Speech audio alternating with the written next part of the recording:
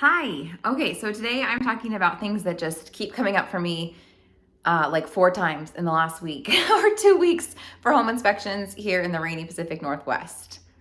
My name is Leslie. I'm a real estate broker here in Southwest Washington. Every week I come on here and I talk about life and real estate here in Clark County, Washington. Thanks for being here. I appreciate you. I seriously love hearing from people who are interested in learning more about this area with their questions. It's super fun for me to answer questions. I've lived here for most of my life. And yeah, happy to be a resource. So if you want to chat about what you're looking for out here in Clark County, just give me a call. My phone number and email address are in the header above and also in the description below. Okay, let's talk about home inspections. Here are 5 things that you need to be aware of as you go into your home inspection if you're a first-time buyer here in the Pacific Northwest. Not that you have never bought a home before, but if this is your first time buying a home in Washington State, just be aware of these things.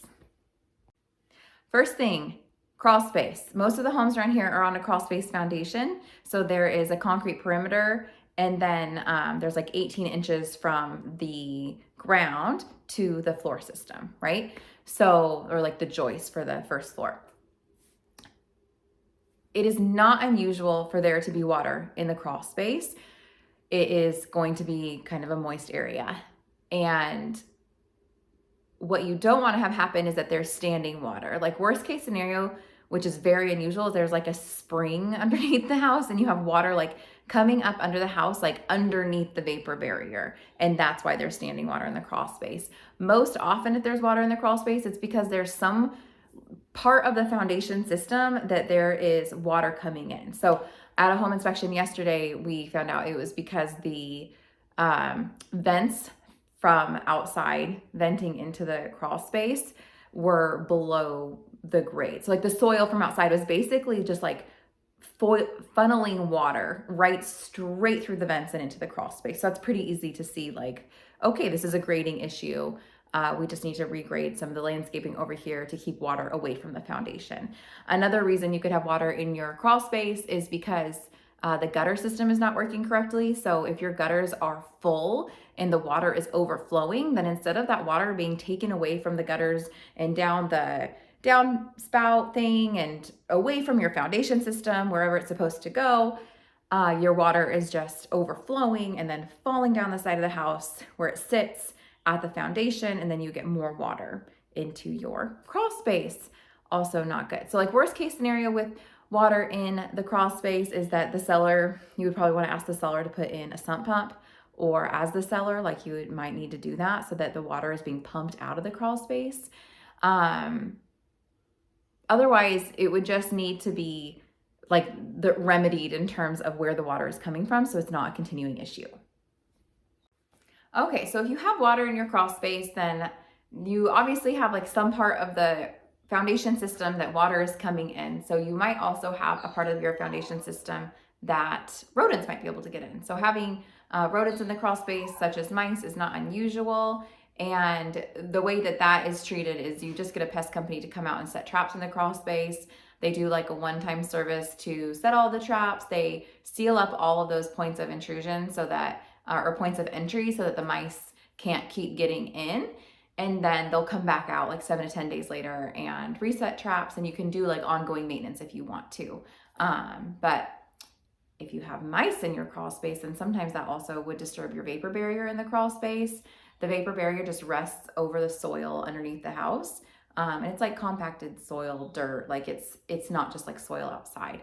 And it needs to be intact.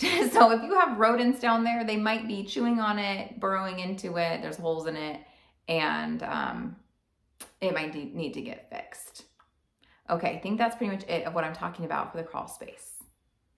All right, we talked about the crawl space, like water in the crawl space. We talked about rodents, another normal thing here in the Pacific Northwest.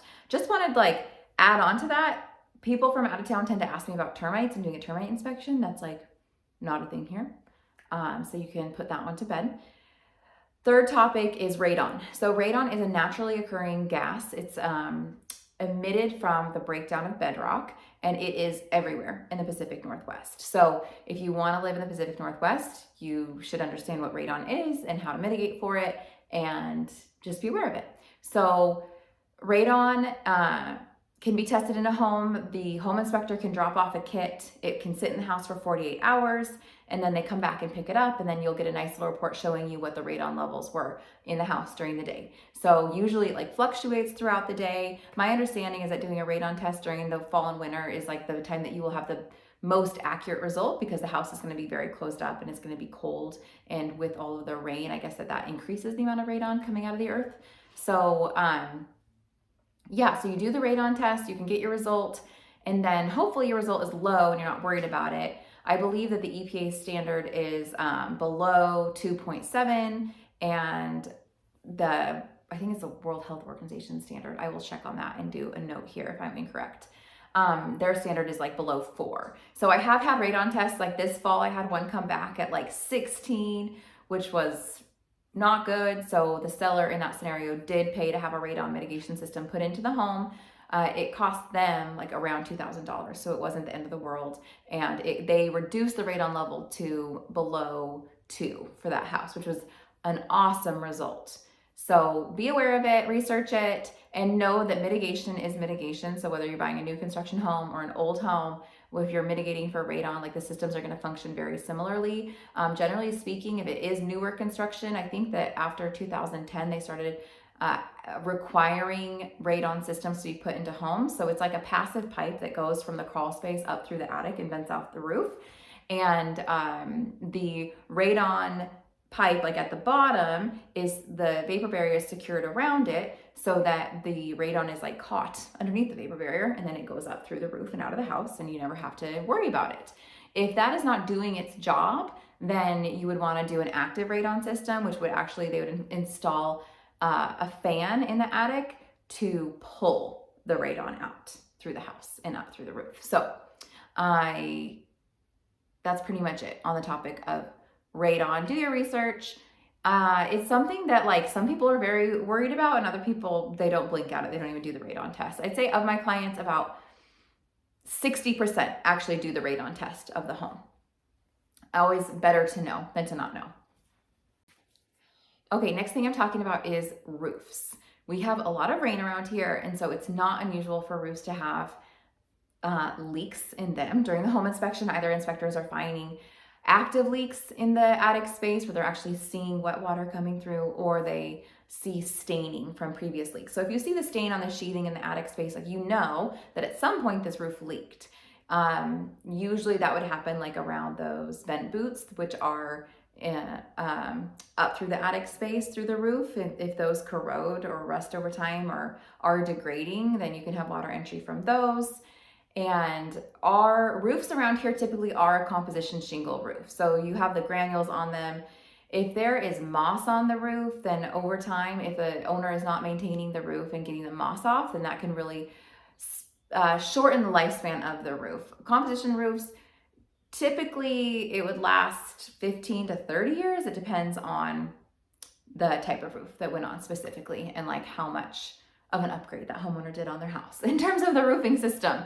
So just be aware of that. And if you're looking at a home that was built in the year 2000 or 1995, like just something to think about and investigate is like, hey, did they replace their roof yet? And if not, like, am I gonna buy a house that's gonna need a new roof in the next 3 to 5 years? Sellers can get roof certifications where they have a roofing company come out and look at it and say, yes, we have evaluated this roof and we do believe that the lifespan of this roof is gonna be at least 3 years. That's not a warranty though. It's just to give you peace of mind as the buyer that you're not gonna need to replace the roof in the next year. And moss on the roof is very normal. As a homeowner in the Pacific Northwest, you really should be keeping up with the moss removal on your roof every year. You can either just like buy Moss Be Gone and carefully get up there and sprinkle that stuff so that it's killing the moss growth. You don't want to let it go too long because then it's harder to remove, and then removing it will actually damage the roof system itself. Or else you can just hire a roofer to come out once a year and just take care of it. I don't know if everyone is that proactive, but it's a really good thing to do. So if there's moss on the roof, it kind of just depends on like how much moss there is and what needs to be done to get rid of it.